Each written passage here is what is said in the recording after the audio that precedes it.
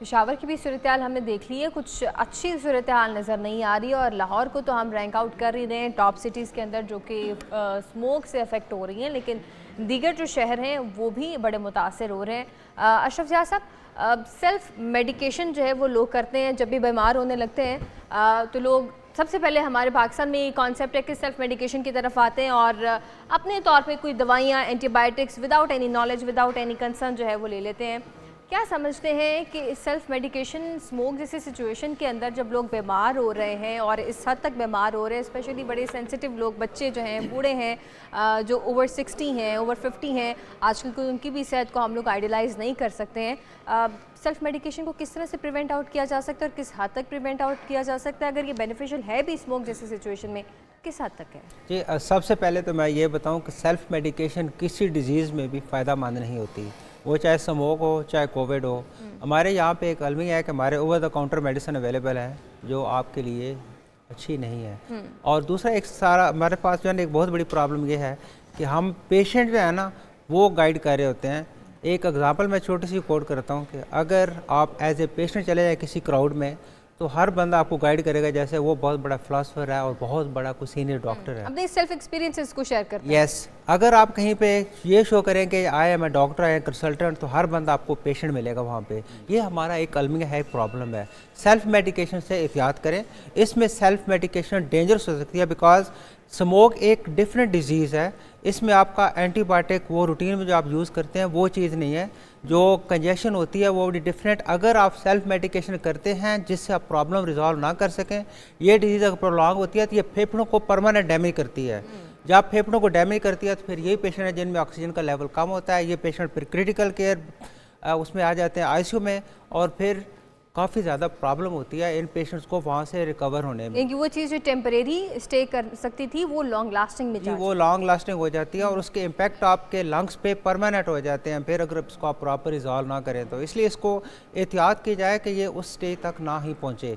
अगर ये जब इसमें जो डैमेज करती है, जैसे हम पहले कर चुके हैं कि ऑक्सीजन के जो रेडिकल्स हैं, ओजोन है, ये आपके फेफड़ों को परमानेंट डैमेज करती है और फिर वो लोग परमानेंट, आपने देखा होगा आजकल के जो इस सीज़न में लोग कहते हैं कि जी पिछले 2 हफ्ते से 3 हफ्ते से खांसी है, ठीक नहीं हो पा रही। तो ये परसिस्ट करती है ये डिजीज़, ये इमीडिएट रिजॉल्व होने वाली नहीं है।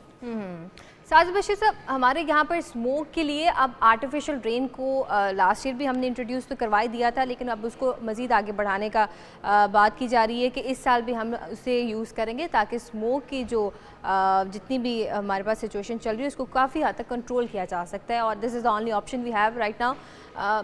कब तक ये पॉसिबल हो जाएगा? गवर्नमेंट इस बारे में क्या कह रही है? इसके ऊपर ऑलरेडी वर्किंग चल रही है और आपको पता है आर्टिफिशियल रेन के लिए आपने क्लाउड सीडिंग करनी होती है और क्लाउड सीडिंग आप तब भी कर सकते हैं कि जब कोई क्लाउड का आपको 40% या 30% चंक मिनिमम अवेलेबल हो। तो अभी राइट नाउ जो ओवरऑल मेट वाले हैं और जो इससे इंटरलिंक डिपार्टमेंट्स हैं वो सारे इसके ऊपर वर्किंग कर रहे हैं और आने वाले चंद दिनों के अंदर ही इसके ऊपर फर्स्ट टेस्ट ट्रायल होगा और अगर वो टेस्ट ट्रायल सक्सेसफुल हो गया और बाद में हमें क्लाउड का अवेलेबल सेक्शन मिल गया लाहौर के सराउंडिंग में तो इसके ऊपर लाजमी अमल पैरा किया जाएगा। अर्शद हमारी सब जी जी इसी से रेलेवेंट मैं आपको एक ब्रेकिंग न्यूज़ दे दूं कि आज मेट ऑफिस की टीम जो है वो पोटोहारी इलाके में जा चुकी है और आज और कल सुबह उस पर वो एक्सपेरिमेंट करेंगे। वहाँ पर क्लाउड्स की इतनी तादाद मौजूद है जहाँ पर एक्सपेरिमेंट किया जा सके, तो आज और कल वो रेन पे एक वहाँ पर एक्सपेरिमेंट कर लेंगे ताकि आने वाले दिनों में प्रेडिक्शन है कि लाहौर में क्लाउड्स की लेयर आएगी तो वहाँ ये बारिश बरसाने के हवाले से आज और कल वहाँ पर एक्सपेरिमेंट होगा और उसके बाद आने वाले दिनों में मौसमी बारिश यहाँ पर की जा सकती है। बाबर डॉक्टर साहब, ये कब तक एक्सपेक्टेड है? क्योंकि इस्लामाबाद में तो वैसे बारिश की पेशगोई कर ही दी गई है। ये कल पोटोहार के इलाके में ये एक्सपेरिमेंट होने जा रहा है। आर्टिफिशियल रेन जा रही है और इसी हफ्ते एक्सपेक्ट किया जा रहा है कि लाहौर में भी आर्टिफिशियल रेन करवा दी जाएगी। डिपेंड कर रहा है कि बादलों की कितनी लेयर यहाँ पर आती है। जो रिक्वायर्ड लेयर है वो आएगी तो उसके बाद ही आर्टिफिशियल रेन हो सकती है, लेकिन कल एक्सपेरिमेंट किया जा रहा है वहाँ। ठीक है अर्शद हमारी साहब, हमारे पास अगर हॉस्पिटल्स में 2 तरह के पेशेंट्स को हम लोग डिफ्रेंशिएट कर पाएँ, एक पेशेंट जो नेचुरली या अपनी इम्यूनिटी को लैक आउट करते हुए फ्लू खांसी के जैसे इन्फेक्शंस के साथ आता है और एक पेशेंट वो जो स्मोक से अफेक्ट होकर आता है, इन दोनों में फ़र्क कैसे होगा? जो स्मोक से इफ़ेक्टेड है ज़्यादातर उसमें खांसी का प्रॉब्लम होगा, उसमें जो है कोई सांस का मसला आ रहा है, कोई अगर दमा है तो वो बढ़ जाता है, और COPD केसेस जो हैं वो बढ़ जाते हैं।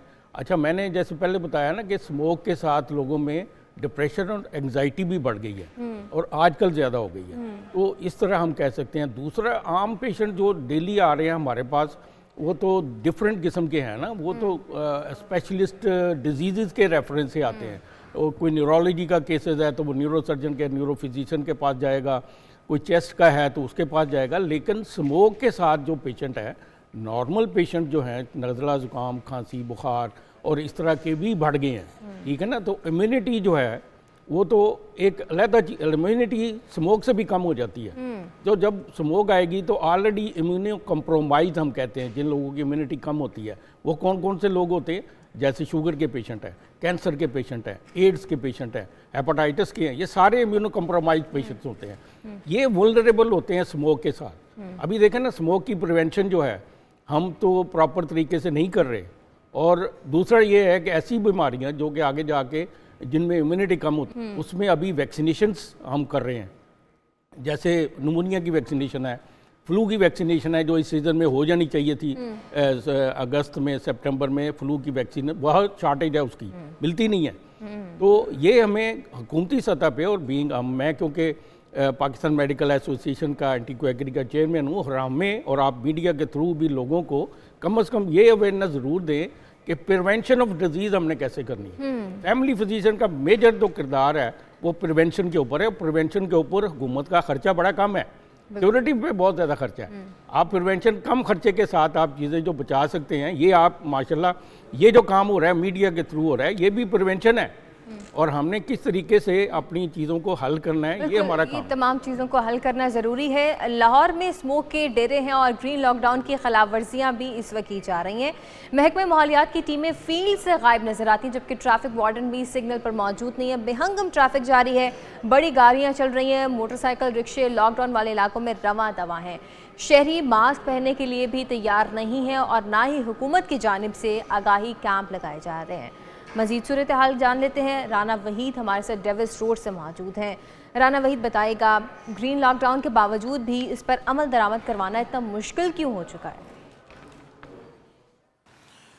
जी बिल्कुल, मैं इस वक्त मौजूद हूँ ये ग्रीन लॉकडाउन जो लगाया गया हुकूमत की जानिब से उस इलाके के अंदर। यहाँ पे एक तरफ मेरे डेविस रोड है तो दूसरी तरफ जो है वो रेलवे रोड है, और मेरे अकब में जो है ये गड़ी शौक को जो रोड जाता है, और उसमें अगर देखा जाए तो बड़ी ट्रैफिक को मना किया गया था रोड्स के ऊपर आने पे।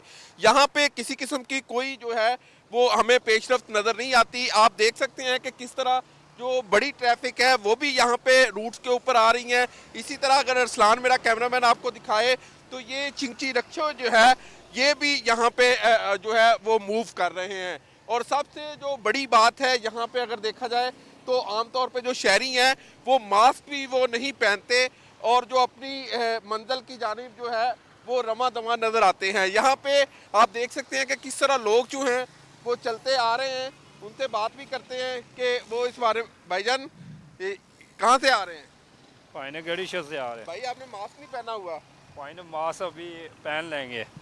माहौलियात की टीमें जो हैं इस इलाके में कम से कम मौजूद होनी चाहिए, और गाड़ियों के फिटनेस सर्टिफिकेट चेक करने के लिए भी कोई लायामल बनाया जाए, ताकि इस स्मोक को काबू पाने के लिए जो है ट्रैफिक को कंट्रोल करना होगा। और 60 to 50% जो है स्मोक की वजह जो है वो ट्रैफिक है, और भारी ट्रैफिक है, और वो गाड़ियां हैं जो धुआं छोड़ती हैं। जी, अफसोसनाक सिचुएशन है कि जानों पे बात बनी हुई है, लेकिन लोग अभी वहीं के वहीं हैं, ना मास्क है और ना ही सिचुएशन को कंट्रोल करने के लिए कुछ अमल दरामद करने पर आमादा हैं कि हम सारे जो हैं वो अपने आप को बिल्कुल इस सारी सिचुएशन के अंदर बचा के रख सकें।